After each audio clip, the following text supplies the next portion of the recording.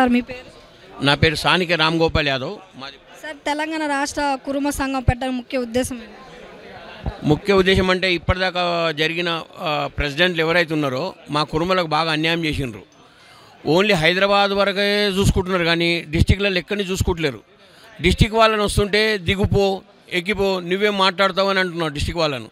కానీ హైదరాబాద్ వాళ్ళ సొంతం ఒక్కటి వాళ్ళ ఊరు మాత్రమే, మిగతా కురుమలు అందరు వేస్తేనే ఆయన అక్కడికి నిలబడ్డాడు. అలా మేమందరం కురుమలము మా పేర్లు చెప్పుకొని పదవులు సంపాదించారు వాళ్ళు. కానీ మాకున్న ఈ డిస్టిక్లలో ఎంతమంది 33 డిస్టిక్లలో ఎవ్వరికి కూడా సహకరించడం లేదు. కానీ ఇప్పుడు ఎలక్షన్ జరగబోతున్నది 33 డిస్టిక్లలో. కంపల్సరీ చైర్మన్ పదవి దిగిపోతారు, వేరే వాళ్ళు ఎక్కిస్తాం తప్పకుండా. కొత్తగా ఏర్పడిన కాంగ్రెస్ ప్రభుత్వం మీకు ఎంపీ సీట్లు 4 ఇస్తే మీరు దాన్ని తప్పకుండా ఈసారి చట్టసభలోని మేము ముఖ్యమంత్రి రేవంత్ రెడ్డి గారిని కలిసి మా విన్నపం చెప్పుకుంటాము.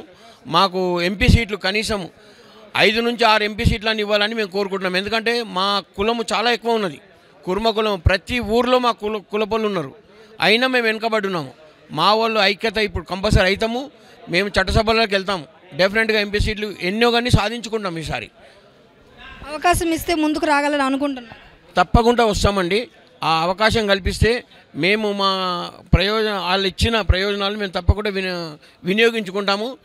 ఇట్లా ఇప్పుడు బీర్ల ఐలియా గారు ఎలా వచ్చారో మేము కూడా అలా తప్పకుండా వెళ్తాం. మా దగ్గర కూడా చాలామంది ఉన్నారు, చదువుకున్న వాళ్ళు ఉన్నారు, తెలివిగల వాళ్ళు ఉన్నారు. చట్టసభలో కంపల్సరీ ఈసారి అడుగు పెడతాం మేము.